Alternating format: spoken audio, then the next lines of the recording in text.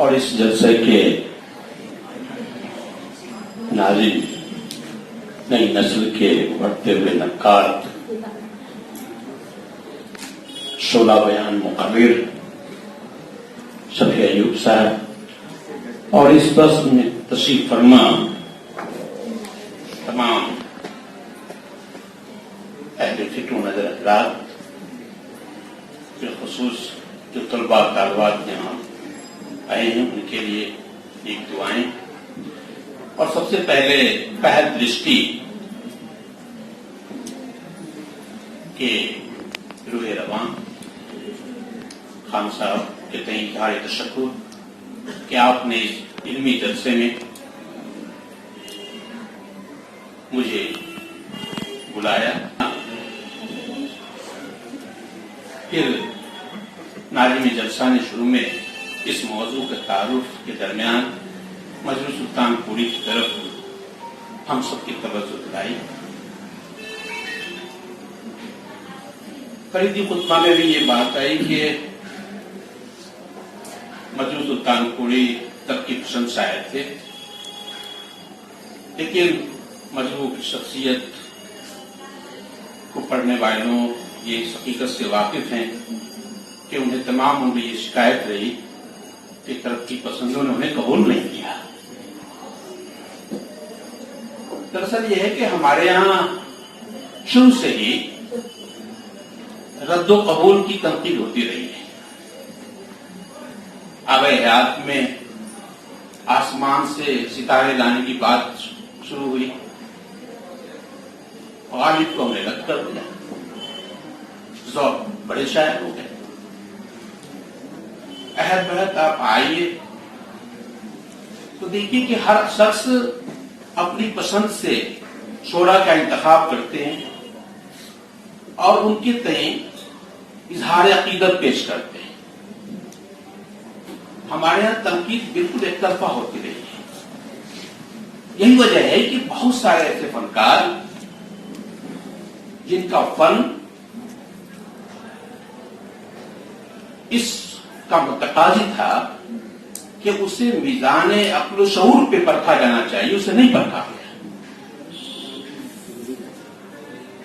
مجلو کو پڑھنے والے اس حقیقت سے واقف ہوں گے کہ مجلو کی شاعری کے 40 سالوں کے بعد پہلا مضمون عصری ادب میں شائع ہوا تھا۔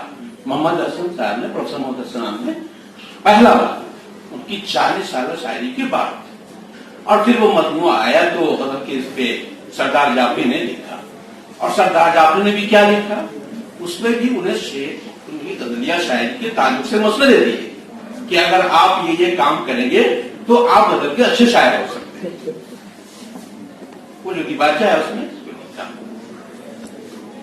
دیکھیے کسی بھی زبان، دنیا کی جتنی عالمی زبانیں ہیں، اگر اس کا بغور جائزہ لیں گے تو ہر زبان میں کوئی ایسی صنف ہے جو اس کی شناخت کی ضامن بنتی ہے۔ آپ یونان کی طرف جائیں تو وہاں دیکھیں گے کہ ایپک ہے۔ آپ آئیے اس کے بعد انگریزی مغربی دنیا میں تو ان کے یہاں سونٹ ہے، لیرکس ہے۔ اس شہر کے معتبر ناقد حکام القاسمی جو عربی کے بھی ناقد ہیں، وہ وہاں جائیے تو قصیدہ ہے، فارسی کی طرف آئیے تو مثنوی ہے۔ لیکن ہندوستان میں اردو کی شناخت اگر ہے تو وہ صرف اور صرف غزل ہے، اور ہر عہد میں رہی ہے۔ یہی وجہ ہے کہ غزل میں کہنا بہت آسان ہے، غزل کہنا، چونکہ ہمارے پاس اتنے پیش پا افتادہ مضامین موجود ہیں کہ اگر تھوڑی سی عروض اور قافیہ آ جائے تو ردیف قافیہ کو ہم کر کے ایک ایوان غزل میں اتنی شور ہے کہ یہ تمیز ختم ہو جاتی۔ میں نے کبھی لکھا تھا کہ ترقی پسند زمانے میں بھی یہی ہوا کہ ہم نے یہ سوچا کہ غزل کی طرف ہم رد کر دیں اسے۔ علیم الدین احمد صاحب تو وہ ایفار ڈیوس کی تھیوری کو لے کر کے آئے تھے، لیکن یہاں کے ترقی پسند جو تھے وہ تو کوئی ایفار ڈیوس کو نہیں پڑھا تھا۔ لیکن انہوں نے کیوں رد کیا؟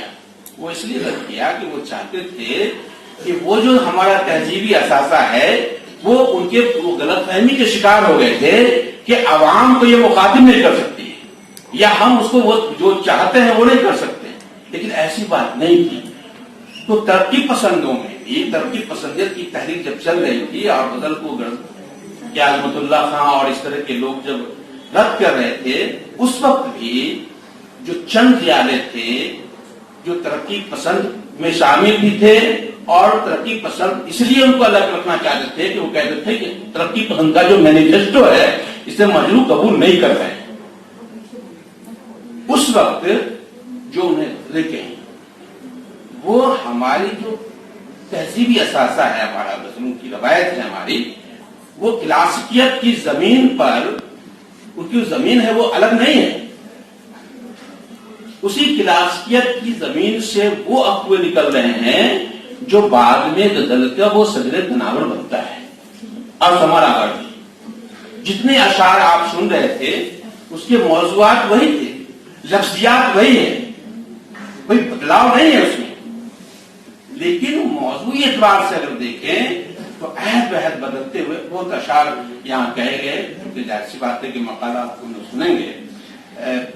تو مجھے لگتا یہ ہے کہ دوسری چیز یہ ہے کہ یہ ذکر آیا ہے کہ وہ موسیقیت بھی سیکھتے ہیں. بالکل اگر جو لوگ سرگم جانتے ہیں تو دیکھیں گے کہ وہ ان کے جو بھی اشعار ہیں وہ سبھی سرگم پہ ہیں، وہ دھن پہ ہے. اور اس کی وجہ یہ ہے کہ فلموں میں جو فلمیں بنتی ہیں تو پہلے گانے لکھے جاتے ہیں، سین بعد میں بنتے ہیں، ان کو کہانی سنائی جاتی ہے اور ڈائریکٹر کہہ دیتا ہے کہ یہاں گانا دینا ہے، یہ موضوع ہے، اور موسیقار کا دھن دیتا ہے، اپنے سے نہیں لکھتا شاعر، وہاں مجبوری ہے اس کی وہاں، تو وہ دھن دے کر کے وہ دھن پہ ان کو لکھنا پڑتا ہے. تو ان کی غزلیں بھی جتنی ہیں جو غزل شامل ہے فلموں کے علاوہ. دوسری بات یہ کہ یہ بار بار ہو رہا کہ انہوں نے بہت کم لکھا، بہت کم وہ لکھا جو مجموعے کی صورت میں شامل ہے، لیکن ان کی غزلوں میں جتنے گیت ہیں وہ بیشتر جو ہیں وہ گیت کے فارم میں نہیں ہے، وہ غزل کے فارم میں ہے. آپ نے اس کو کتابی صورت نہیں دی اس لیے کہتے ہیں کہ وہ سرمایہ قریب ہے، ایسی بات نہیں ہے. اور اس لیے ان کے ہاں اصلی حیثیت کی جو گونج ہے، آواز ہے، وہ نغمیت کے ساتھ داخل ہوئی ہے ان کے.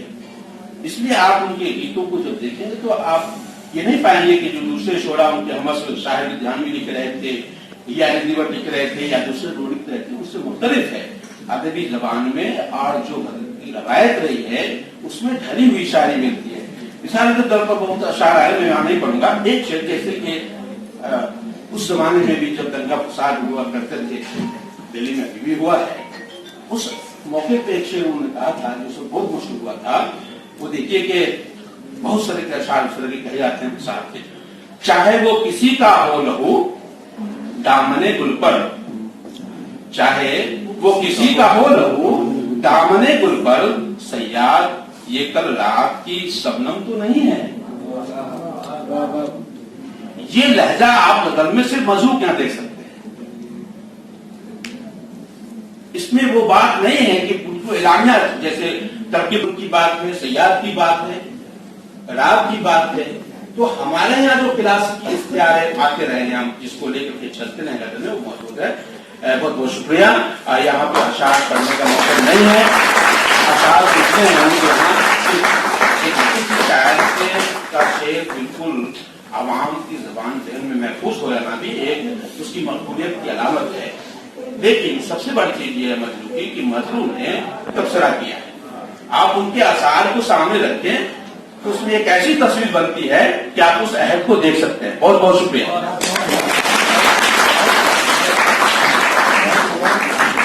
بہت بہت شکریہ ڈاکٹر مشتاق احمد صاحب. بہت مختصر اور جامع تقریر نے کی، تمام پہلوؤں کی طرف اشارہ کیا اور اس قدر مختصر انداز میں. بہت بہت شکریہ ڈاکٹر مشتاق احمد صاحب کے. خواتین حضرات، یہ پہلا سیشن کی افتتاحی